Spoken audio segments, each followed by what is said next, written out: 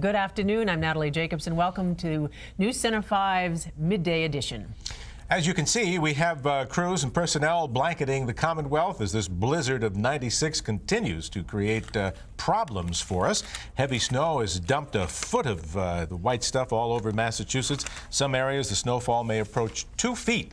And along the coast at this hour, residents and authorities are prepping for the dangers that high tide brings during a nor'easter. We're looking at a lot of surging here.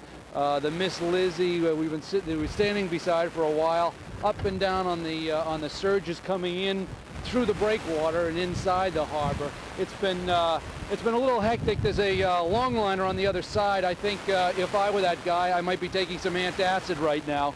If this is the worst of the flooding, and since it is high tide, we anticipate it is, they have survived fairly well. The only real people out here now, besides us, are sightseers, and, well, of course, there's the seagulls as well, who are continuing to ride out the storm. Those are the sightseers, not the seagulls. City officials put the word out early to stay home, and the citizens of Boston complied. The city took on the look of a ghost town, with neighborhoods everywhere virtually deserted. Plows worked nonstop, trying to get ahead of the storm, but the pounding snow and relentless wind forced them to work the same areas over and over again.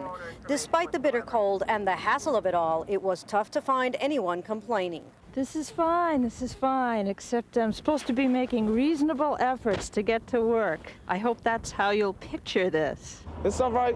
They're saying it's like the 78 blizzard, but it's nowhere comparing to the 78 blizzard. The weight of it isn't too bad, but it's that there's so much snow. An analogy I like to use is if you cannot go out and run 5 miles, you shouldn't be going out and shoveling this amount of snow. If you go out and shovel this amount of snow, you're going to put your body through that much stress. The terminals are like ghost towns with canceled flights and a few desperate souls just waiting it out. Yeah, we've been waiting 5 months for this trip, and now this blizzard comes.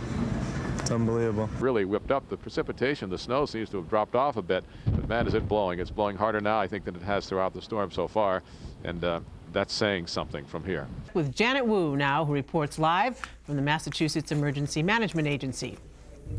Thank you very much, Natalie. State representatives from various state agencies have been here throughout the night monitoring the storm, and many of the 30-some-odd folks that have been spending the night here are basically going into hour 15, existing only on a few cat naps for the most part.